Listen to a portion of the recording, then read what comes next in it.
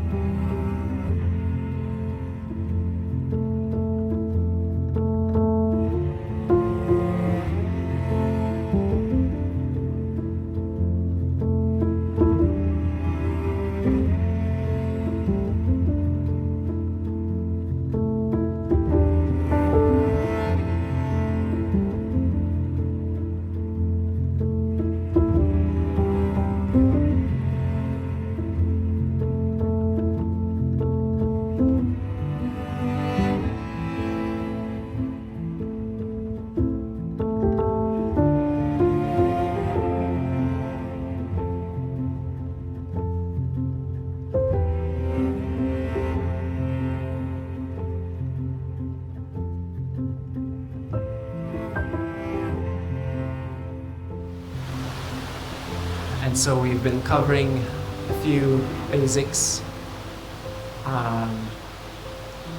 On retreat, really the most practical thing to do is to go directly to meditation training, obviously. So I won't be spending a lot of time talking about really philosophical things at the beginning, because it's kind of, you just want to know how to meditate. And so that's what we do usually the first 3, 4 days, 5 days. And I feel that now we've pretty much talked about or covered all the basics, all of the 8-spoke path without talking about it. And with yesterday's talk, I think today will be a good time to kind of gather all of this knowledge together and see what is the 8-spoke path. So tonight is going to be that little exploration. And I'll be using Sutta. Very good, Priyanta. Wow, she's on it. Very good. And it's in the Pūjā book, so you can follow in the Pūjā book if you like.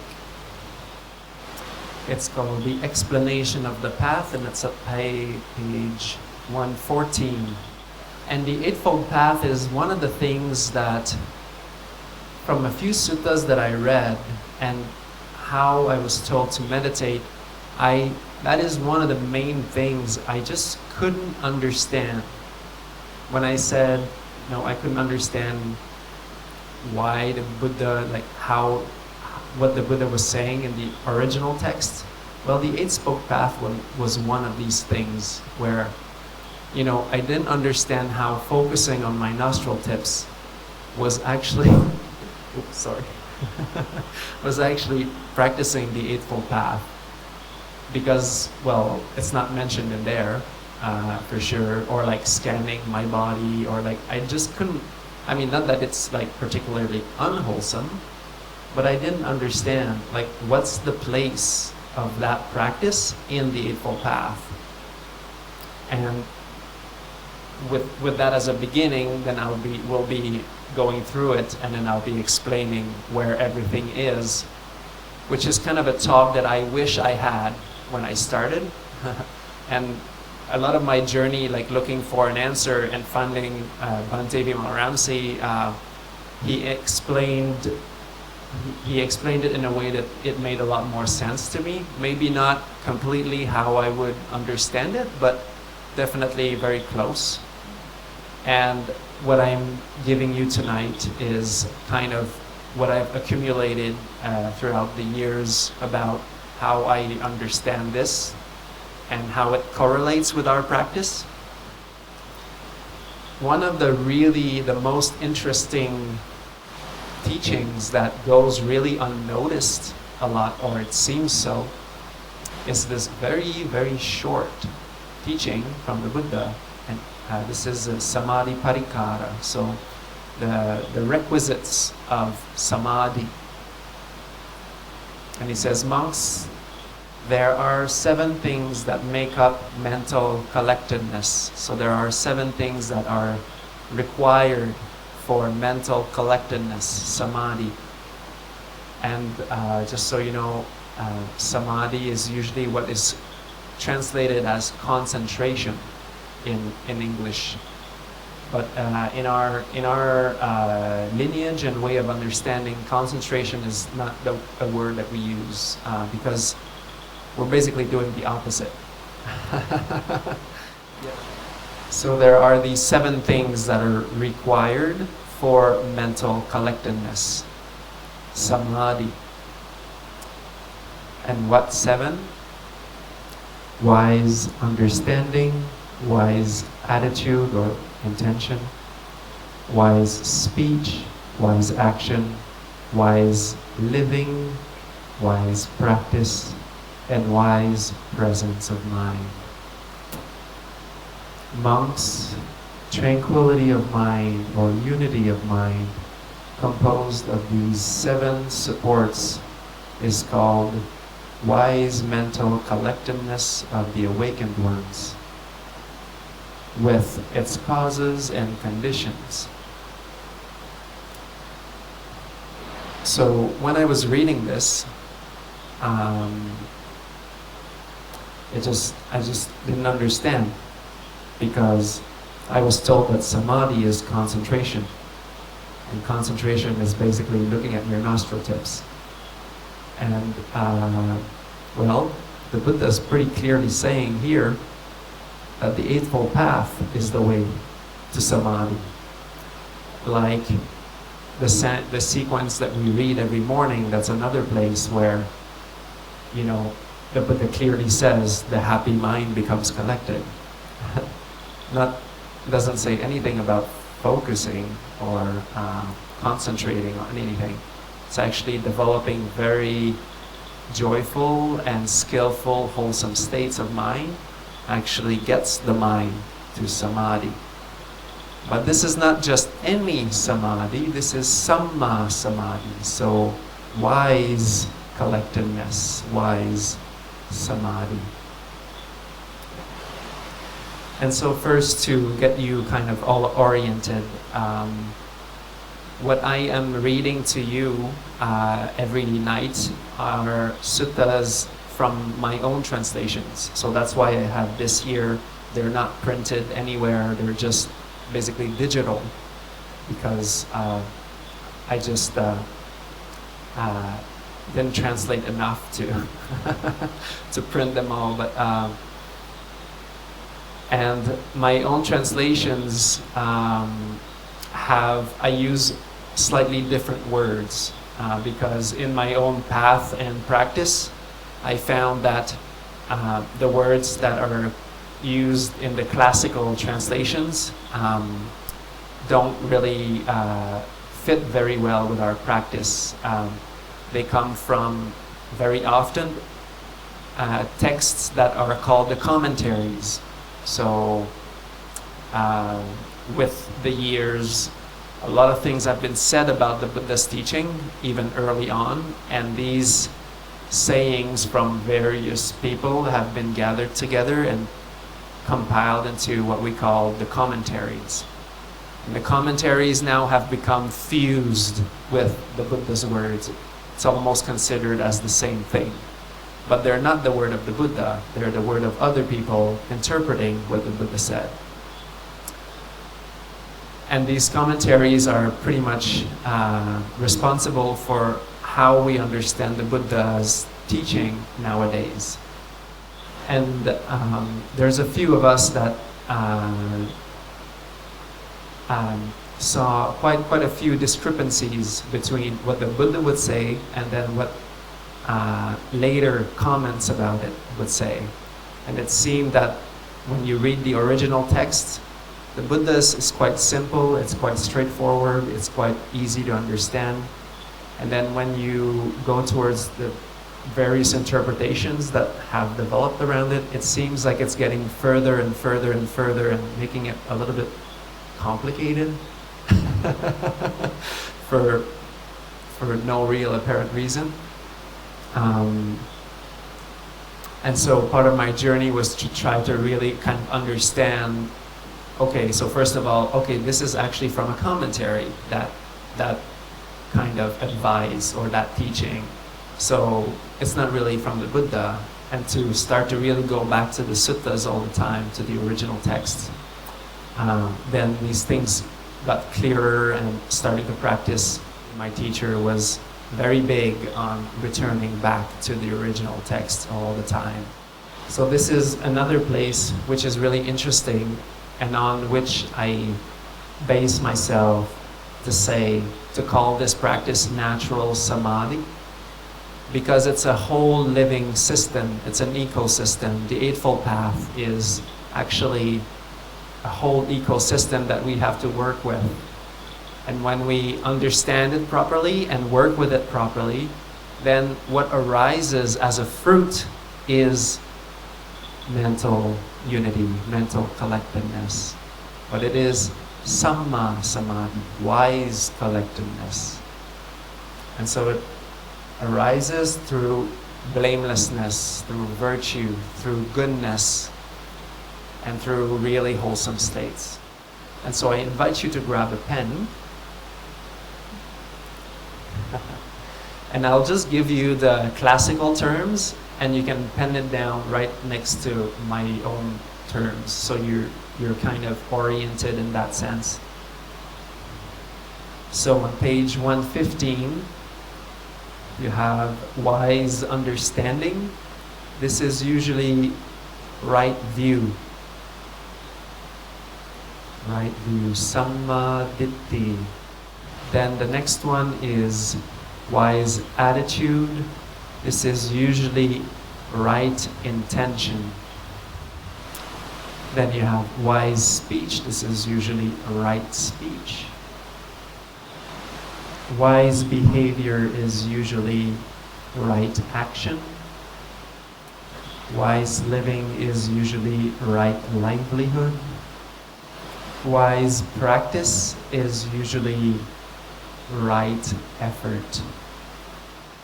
And wise awareness or wise presence of mind is usually right mindfulness. And here samadhi, sometimes for the sake of simplicity I just call it meditation, but this is either wise meditation or wise collectedness. And this is usually called right concentration.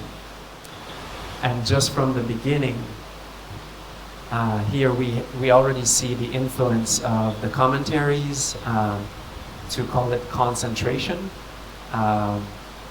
because first of all, the Buddha never speaks about nostril tips in the suttas. That's just not found as an instruction. And all of these stages of absorption concentration come from later texts like the Visuddhimagga and commentaries, which describe this process with new terms like Khanika Samadhi and Upachara Samadhi, which is temporary concentration and access concentration. Because absorption concentration jhanas are so hard to attain that they kind of invented a couple of steps before so that it would not be too long of a stretch. But yeah, all of this kind of overemphasis on concentration and focusing the mind is actually we see the much stronger influence of later additions to the Buddha's teaching. And so here the Buddha says that all of this path, this whole Eightfold Path, even the virtues, even developing wholesome states and awareness, this is actually Samādhi. This is wise Samādhi. And so, first of all, wise understanding. What is this wise understanding, monks? Are the monks going to reply?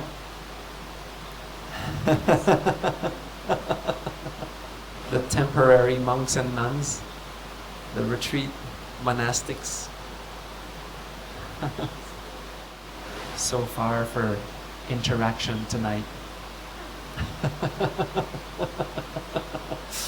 I was hoping to have a dialogue with you, and but I guess it's going to be a monologue.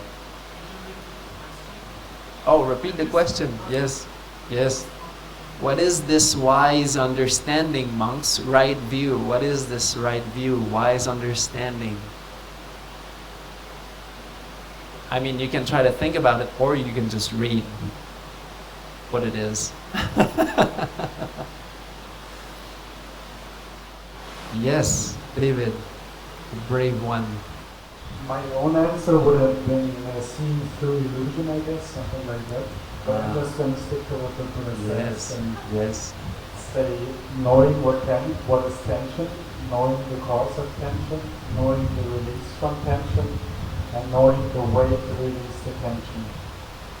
Very good. This is called wise understanding. Good. Very good. So wise understanding is, of course, like you said, seeing through the illusion. But it also implies quite a lot of things. There's quite a lot of things in right view. So that's a big topic. And yes, you would be right by saying it's seeing through the illusion in one way, or realigning our understanding or perspective to see things in the right light, in the proper light. But all that could be said of all the big theories and complicated schemes that could be said about right view or wise understanding, it can all be boiled down to this simple sequence here. To know what is tension, to know the cause of tension, to know the release from tension, and to know the path, how to release the tension. Dukkha, here I translate as tension, because I just really like to keep it practical. I really like to go back to just really the basic, what does it do really? Because if we get stuck in the philosophy all the time, then we just, it's hard to chew. It's like, what do you do with that? But if we actually understand it in a way that it's practical, that is actually applicable in our practice, for me that's all that matters really. And so I've been putting a lot of emphasis since the beginning on one particular aspect of the meditation. And now that everybody has gone through 5 days of it, now you're starting to understand, because I also explained it yesterday, that the loving kindness is not the most important part of this practice. The 6 R's are the most important part of the practice. More specifically, which step?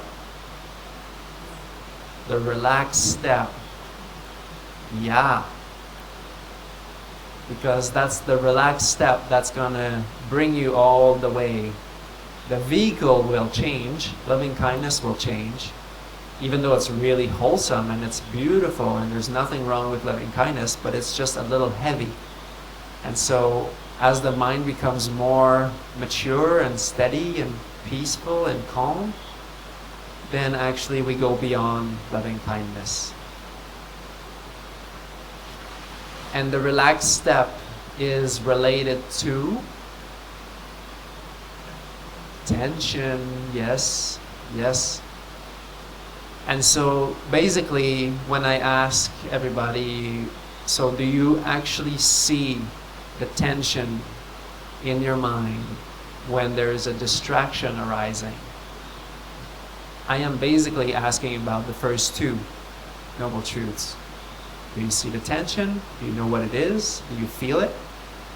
And second, do you understand that the distractions are causing it? And so these two, this is also called wisdom. The four are called wisdom, but the first two is we need to understand that these distractions of the mind, they come with tension, and then we release them. We understand the release from it. We understand how they arise, and we also understand the way out of it. So, and I like to see it. So I used to be a market gardener. I used to grow organic vegetables. I used to be a gardener, and I like to use the analogy of the garden for the 8-spoke path, because it's usually a wheel, right? It's got 8 spokes. But the thing is that it does work, but it's kind of not, it's not really rich in meaning. That it's like you can't really understand the 8-spoke path. Like, yeah, it's a wheel, sure, and it turns, it's great. And all the spokes are like supporting it, and it's true. But the thing is that there's more to the 8-spoke path, and I think the analogy of the garden and the gardener is, I think, one of the most beautiful and accurate way that I found to understand it. And so wise understanding is like the heart. The heart, because everybody is looking for happiness. Nobody here is not looking for happiness. Nobody in this world, no living creature is not looking for happiness. And the way that we look for happiness, the way that we find happiness, is by knowing what is unhappiness or tension, what causes it, and then how to let that go, and the path. So unhappiness, what the cause of unhappiness is, then happiness, and the path to happiness. That's another way the Four Noble Truths can be explained. Was that a question? Okay. I just really like this explanation. That's not a original to me. That's actually from another monk I heard talk about the Four Noble Truths. By the way, these are the Four Noble Truths. And so with that as the heart, and that as wisdom, then we can start to grow. We have the template. This is the template, the blueprint of liberation. It's pretty simple. 4 lines. And then now we talk a little bit about the gardener and the heart. We start there because it's kind of the Buddha liked to start there. He liked to start with Samādhi, wise view, wise understanding or right view. But now we will go into the field. And so there are 4 fields into which we spend our lives and abide in. And so the first field is wise attitude. So what is this wise attitude or wise intention, monks and nuns? The attitude of letting go, the attitude of non-anger, the attitude of harmlessness. The level of intention is where all the seeds are. This is like the propagation room. The propagation area. Do we have any gardeners here? Do you guys ever gardened in the past? Good. Yay, we got one. Great. Two. Great, a little bit. Okay, so the propagation room is, greenhouse, is where you have trays and you plant all your seedlings. So all the seeds you start in the propagation room, because it takes a lot less room and you can protect them easy, you can take care of them. Seeds need a lot of care at the beginning, so they need to be closer. So this is like close to us. This is right next to us because we're tending these seeds, and this is where everything starts. And so the level of intention is where all of the seeds are, all of the seeds of our intention. And this is very important because this is at the roots. This is the closest to us. And when you come on retreat, on meditation, we spend all of our time in that field. Because you're not really, well, first of all, you're not talking. And then you're not, really engaging in the world, like we're going to see later. And you're not really working. So we're always in that field, picking out the bad seeds and cleaning up our crops, preparing our crops. And then a step further away from that, we have wise speech. And what is wise speech, monks? Abstaining from false speech, abstaining from spiteful speech, abstaining from unkind speech, abstaining from senseless talk. So all the things that are not really beneficial for us. And speech is a little bit coarser. To break into speech, there has to be mental activities, coarser mental activities. And when we break into speech, it's more than just intentions, and it's more than just mental. Now it's going into the world. Now it starts to have a bigger, of a more tangible impact. What is wise behavior or right action? Abstaining from mistreating living beings, abstaining from taking what is not given, and abstaining from sexual misconduct. Of course, now you recognize all of the 5 virtues, or 8 virtues, but mainly the five first ones. And so the Buddha is saying, basically, if you don't do these things, that will cut out like 95% of like all the really dark, heavy stuff that can happen to you. Because if you don't kill living beings, if you don't tell lies, when you tell a lie, or even if it's just a white lie, well, then you have to cover it up. And at some point or another, it's going to come back. And when that comes back, then you're going to have to say another lie, or you're going to have to find a way to sneak your way out of that mess, because it's just not true. And sometimes it's hard to be truthful, but it's always better. It's always going to support you in the end. And your mind is not going to be shaking because you're telling the truth. That doesn't mean that you have to say to someone that their haircut is ugly or something because you think it's ugly. That's not what I'm talking about.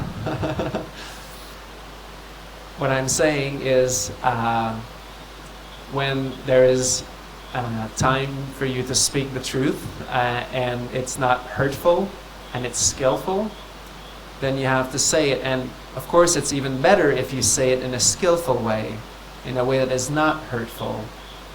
And you can, if it's really problematic, you can even try to avoid the topic, or just kind of divert, or like be silent. That's always a good idea. But to say something that isn't true is going to create a lot of confusion, and you're going to attract that also into your life. So that kind of people will come, and this is what is going to be generated. Like backbiting, talking into people's back. Well, guess what? First thing that these people are going to do is talk about you and your back.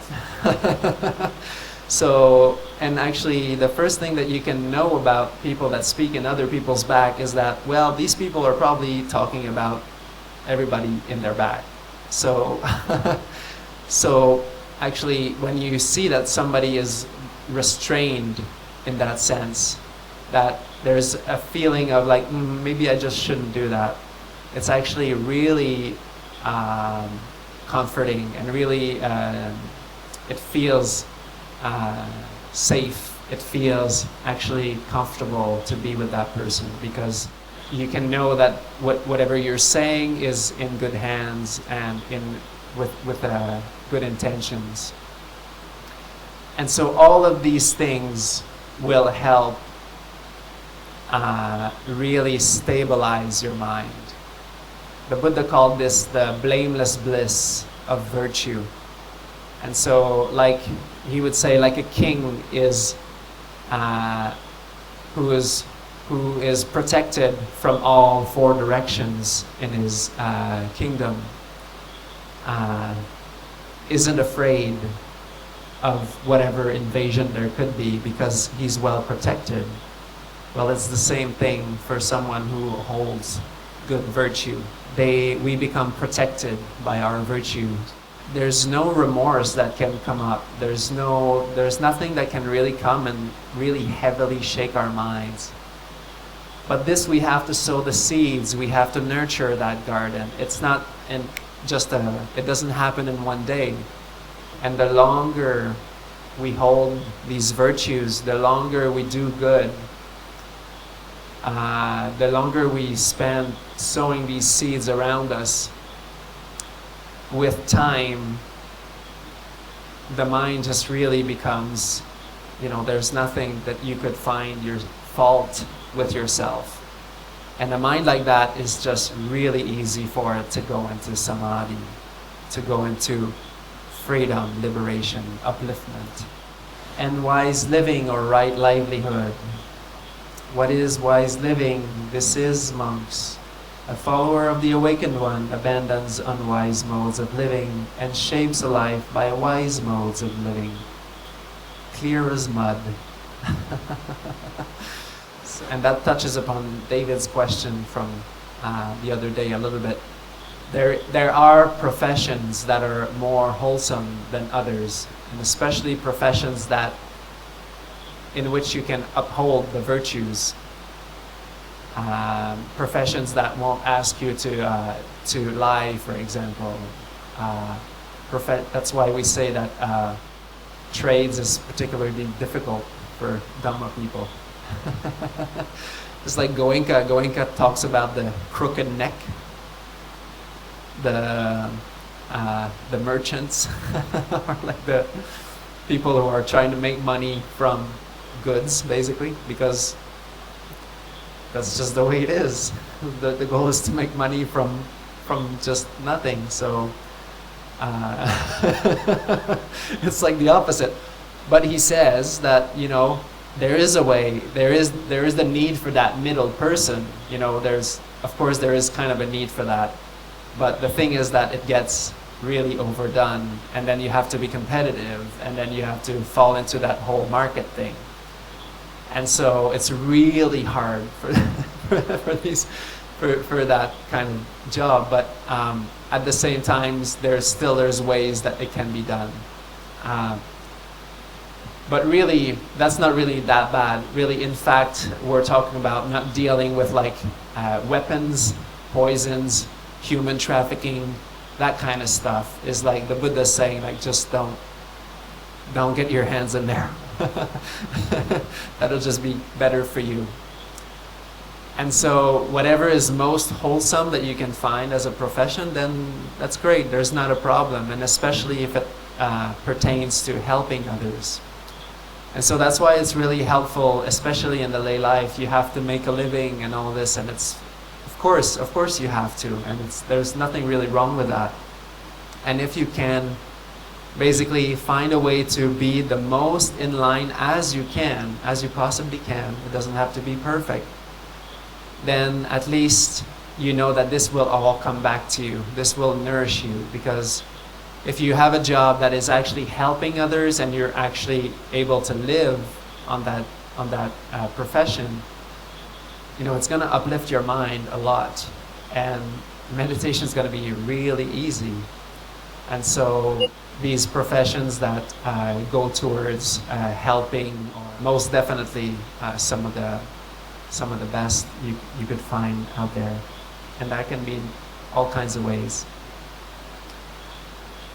So there are these four fields at the level of intention, at the level of speech, at the level of our actions, and at the level of broader livelihood. And this is kind of like also like permaculture. You keep the things that, you know, are closest to you, like the intention. All the seeds are closer to you, and then as you move further and further, it becomes coarser and bigger. But it's like also part of the garden. It's part of the forest. So you have all kinds of. This is an ecosystem. All kinds of plants. And now we get into the mechanics of it. So we have the fields, but now what do we do with that? And how, so what's the action here? And so this is wise practice, right effort. That is, first, guarding from unwholesome states. As for yet unarisen, unfavorable, unwholesome states of mind, one develops the desire not to give rise to them. Through dedicated practice, continually devoting one's mind to it, one undertakes this and makes an effort in that direction. The first step of right effort, so right effort has 4 steps. The first step is to generate the desire not to pick up any unwholesome states. And so the virtues, like following the virtues, is part of that first step. There is more to it, but we'll keep it simple. Then as for already arisen unfavorable, unwholesome states of mind, so states that are already there, that have been developed, one develops the desire to let them go. So any anger when it arises, any jealousy, like retaliation or whatever it might be, like to give rise to that will, that desire to let that go, to bring those to an end. Could you explain again the difference between letting go and suppressing? Yes. Because this is always a big question, I think, and a challenge. Yes. So that's why suppressing is not part of the Buddha's teaching. Because when we speak of letting go here, we speak of applying the 4 Noble Truths to let go of something. And that is using wisdom. And that is long-lasting. Suppression is just taking something and putting it in a corner and lock it up. But at some point it will have to come out.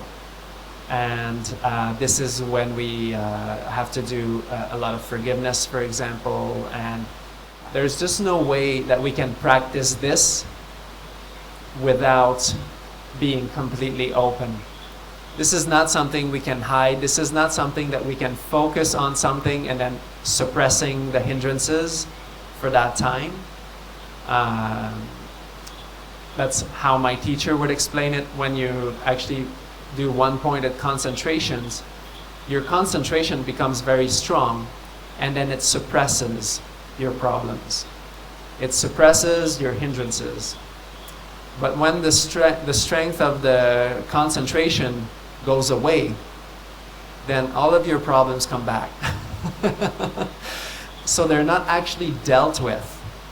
And so when you take that kind of practice to a very advanced stage, or like to further and further and further, which I also did, The mind becomes very, very rigid, and because it knows that the second it will lapse attention, Pandora's box is opening, you know? And that's not a nice feeling to have. So I call it the basement, the monsters in the basement. And so we just kind of swing them in and slap the door. But they're still growling down there, and we just know they're there. We're gonna have to deal with them at some point, but somehow we just don't do it. And the letting go that we're talking about here is based on understanding mental states, the difference between mental states, between unwholesome and wholesome, unbeneficial and beneficial, unskillful and skillful. So anger, jealousy, hatred, resentment, retaliation, all of these things, they come with tension. They're not for your own good. They're never going to be. They're never going to be. They might be useful for a split second. You might feel like, oh yeah, that was a good comeback. You know, I got it. I got him or her. I won. But actually it's destroying your life from within. It's rotting from within. And then you can develop, you can see and understand that with wisdom. And as you do that, you will really see that these states are not for your own growth and happiness.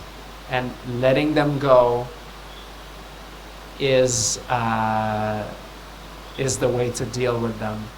Suppression will just not take care of it. It's just not taking care of it.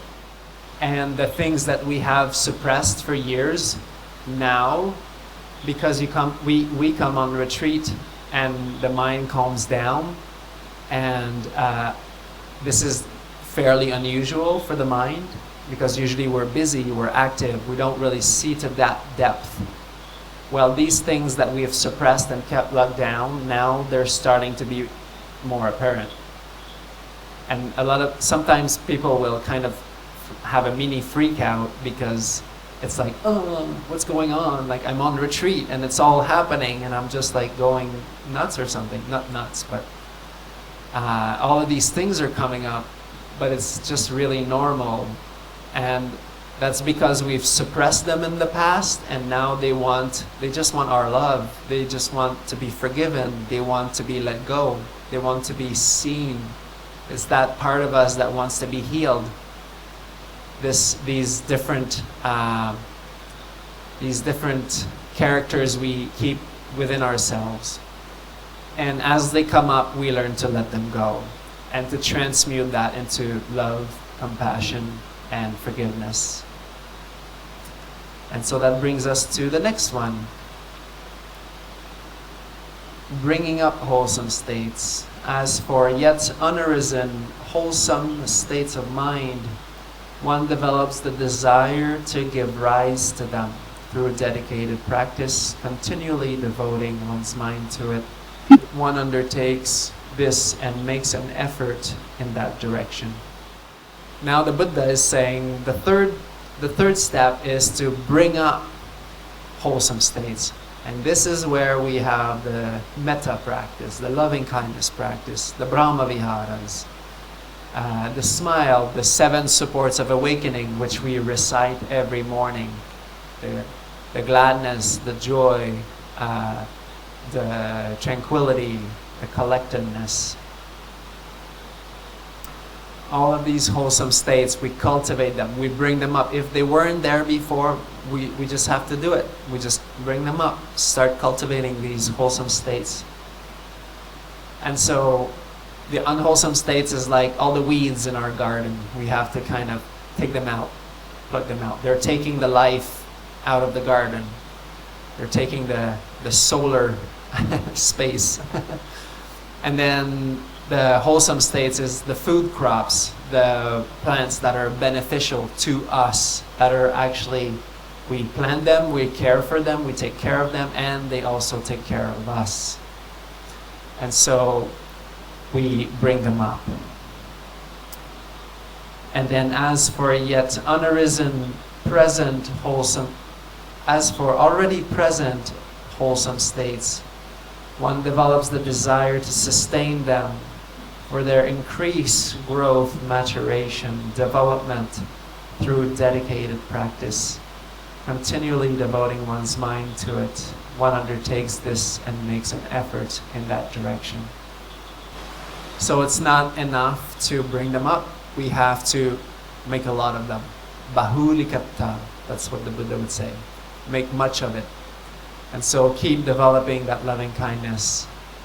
And until it's well established, until it has taken its roots in your heart, until it becomes strong and well established, and it keeps growing.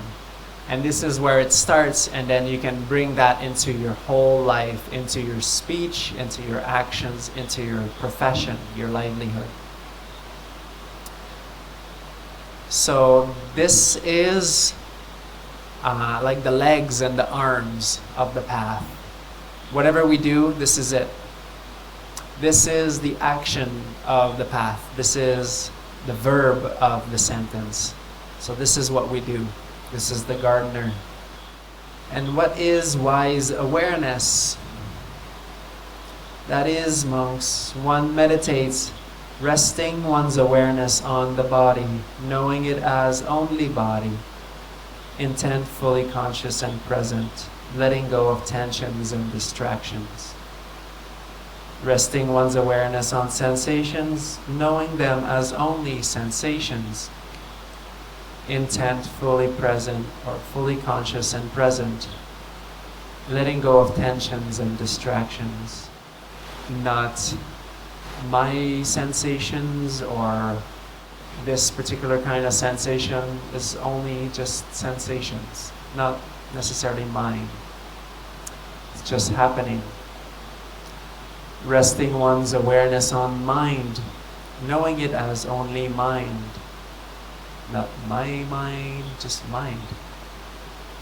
Letting go of tensions and distractions. Resting one's awareness on mental states, mental states, knowing them as only mental states. Intent fully conscious and present, letting go of tensions and distractions. This is called wise awareness or wise presence of mind. This is also known as the 4 satipatthanas, the 4 foundations of mindfulness, which I translate as the 4 resting places of awareness. Because this is just where the mind naturally will rest.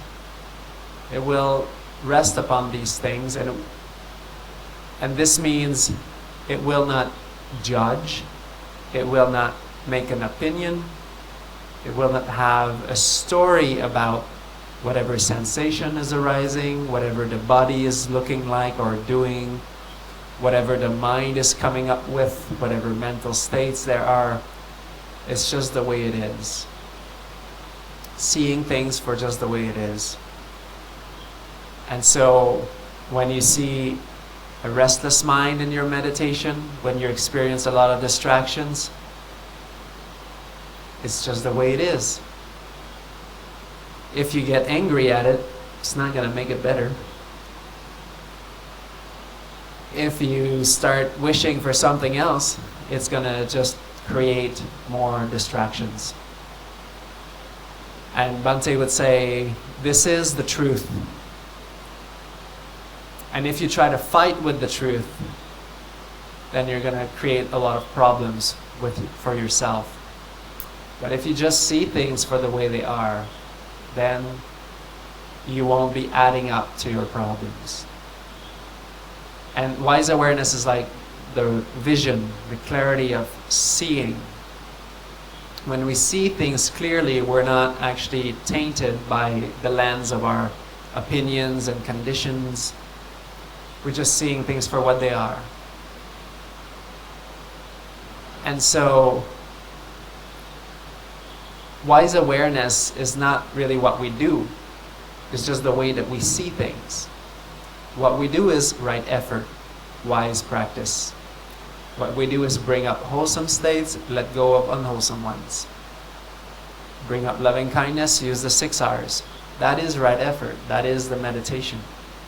Then wise awareness, as the mind becomes purified by loving kindness, compassion, all these beautiful states, letting go of tension and distractions, it's going to start to see clearly. It's going to start to see things a lot closer to what they actually are. Everybody wants to be happy. And you don't need to identify with the storylines in your mind. It's just distractions. And then you can just see things for what they are. And it's the same thing when we develop, for example, the 7 factors of enlightenment, when we develop that awareness, when we develop that Dhamma Vichaya, that investigation of states, abandoning unwholesome states, bringing up wholesome ones with devotion, virya, energy, then it starts to get going. Then that joy arises, because of course when you abandon these coarse mental states and you cultivate beautiful, uplifted mental states, joy is going to arise. Of course, it's just natural. It's just the way it is. Then the mind's going to calm down because it's going to be very pure and unagitated. Then it's going to become collected. It's going to be uplifted, calm, and collected, composed. And so that's Samādhi, Passaddhi, Samādhi. And then Upekkha, it's going to become steady, very steady. This is not me. I'm not privy to this. Everybody is. It's the same thing for everybody. It's just the way the mind works. So it's not me. I just see these factors as mental factors. When I bring them up, that's what happens to the mind. It's not really personal. And then the mind becomes purified. And so we see things just for what they are. And what is wise meditation, monks? Disengaging oneself from the senses and letting go of unwholesome mental states, assisted by thinking and imagination, with the joy and happiness born of letting go. One understands and abides in the first level of meditation. So I gave a pretty long talk on the Jhānas yesterday, on all the levels of meditation. And so this is what that is. Wise meditation or wise collectedness of mind, the Buddha says, then this is all also the 4 levels of meditation, the 4 jhanas. It is also the 9 jhanas if you want to go that far. Technically the last 4 arupa jhanas, the immaterial jhanas that are beyond the 4 first ones, like endless space, endless consciousness, bare awareness, and neither perception or non-perception, or the limit of awareness. These are all kind of part of the 4th level of meditation. It's just a longer exposition. In this sequence of the 4 levels of meditation, this is also where we find the 7 sambojjhangas, the 7 factors of enlightenment, which are awareness, Dhamma Vichaya, investigation. This is kind of right effort. And then we have energy, which is also part of right effort, wise practice. And then we have piti arising, and here we are. Piti is is found in the first 2 levels, joy, and then passaddhi, tranquility, is found mostly in the 3rd one, and then upekkha is found in the 3rd and the 4th one.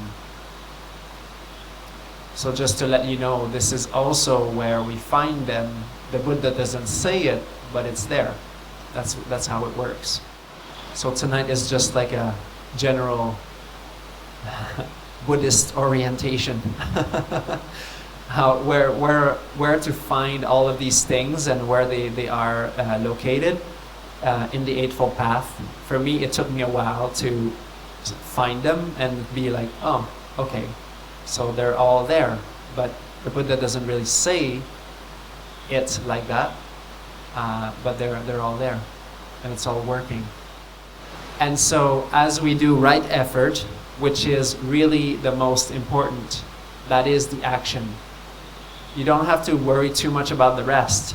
If you just do right effort, wise practice, the rest will come.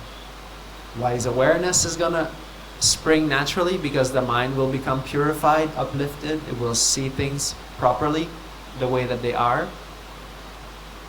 And then the mind, as you release and relax and let go and move out and liberate your mind gradually, it will go through these levels of liberation. The Buddha also called the levels of meditation the temporary liberations of the mind.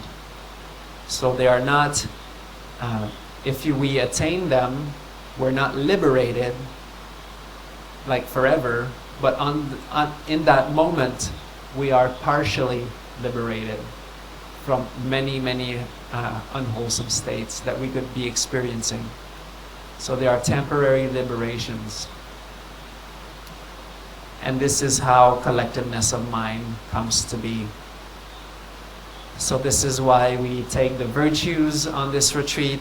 We make sure that people understand, okay, first we have to not do these things. That will be the fencing around our garden. That will be the protection for us. That will make sure that no major unwholesome actions or states can come back and really shake our minds. We repeat them every morning because it's just a good training, just to remember them. It's not really a rite or a ritual, doesn't really have that much importance to, it's not like something magical is happening when you recite these things. But I choose to keep it every morning to just bathe our minds into that beautiful purity of the virtues, and also because it leaves an impression on the mind, and when you leave the retreat you'll be able to remember them quite easily. So it's kind of like it's like part of the course kind of thing. So you remember what they are for your own benefit. It's the same reason why I chose all the verses that we repeat every morning, because they have very strong and beautiful, deep meaning. So you can also carry that with you. And so that's why we take the virtues on this retreat, because they are very important. They're like the stand of the mind.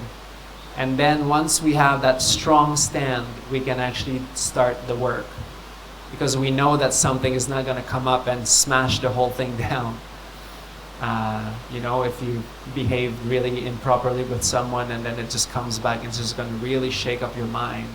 But holding the virtues, you're protected. I wanted to say, because there's some questions around that today, and I guess I could bring it in like that. What's the difference between natural samadhi and unnatural samadhi was a question. And I think because talking about the Eightfold Path, this is what the Buddha called the stream. By the way, when we talk about stream entry, the Buddha says, this is the stream. The Eightfold Path is the stream.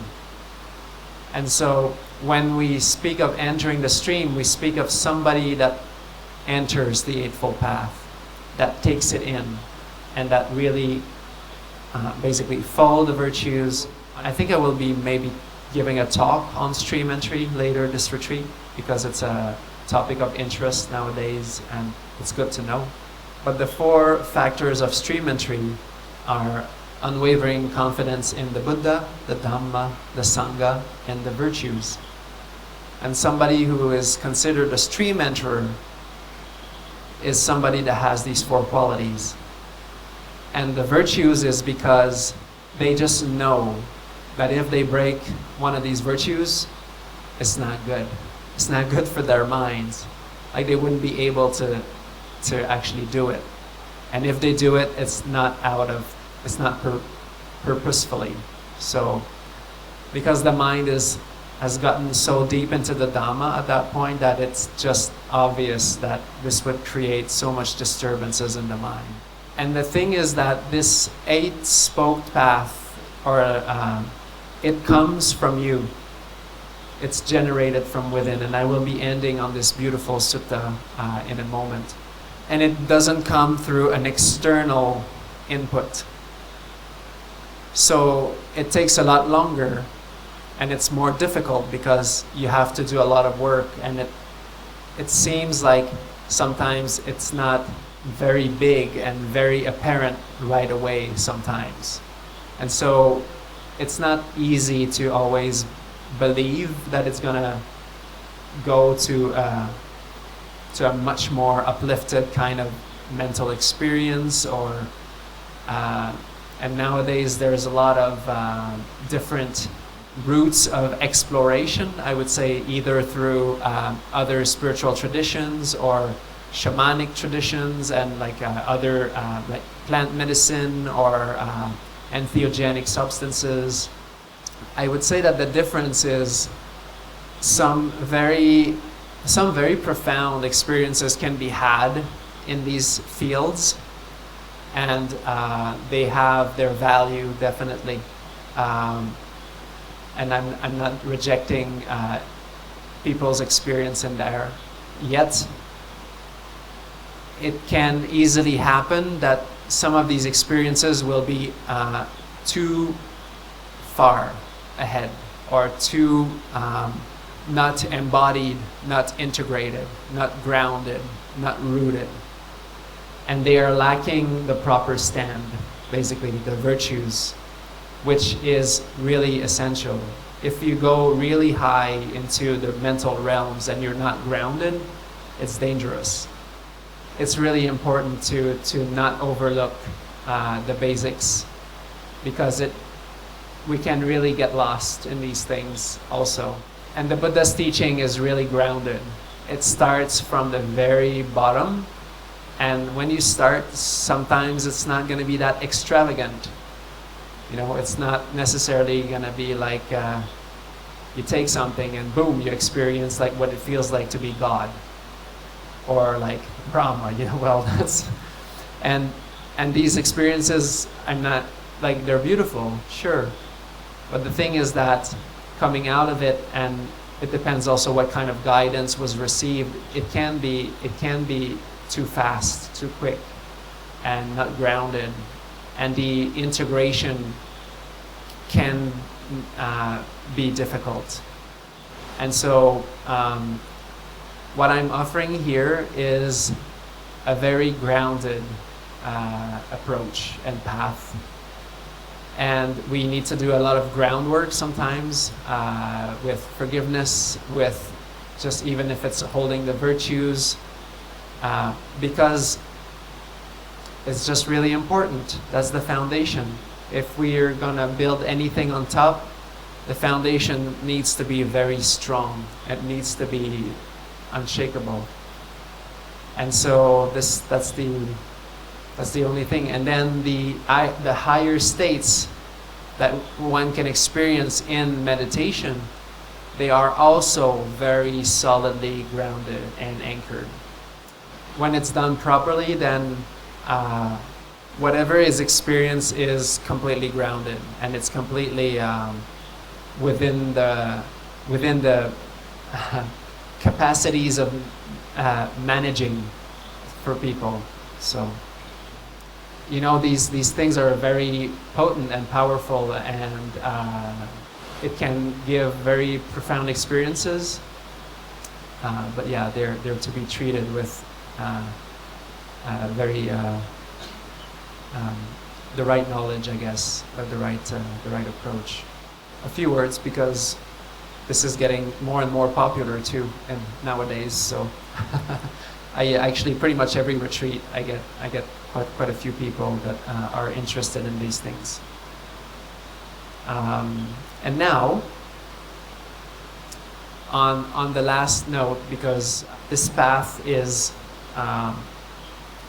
also the vehicle of our minds. And that's another beautiful analogy. From the ground up, when we practice all of this, this is what supports our minds. And there is a teaching where the Buddha says, so you've seen our monk bowls and how they have these kind of little stands at the bottom. So the Buddha says the Eightfold Path is like the bowl stand for the mind. So if it doesn't have that stand, then just like whatever happens, the bowl just rolls around and it just gets. But the Eightfold Path is that stand for the mind, that vehicle. And so at that time in Savatthi, the Venerable Ānanda, having dressed up in the morning, took his bowl and robe, went to Savatthi for alms. There he saw the Brahmin Janasoni in an all-white chariot, harnessed to white mares, leaving Savatthi. Even its yokes and decorations were white, a white carriage, white accessories, white reins, white driver's sticks, white canopies, and he was wearing a white turban, white clothes, white sandals, and being fanned with white feathered fans.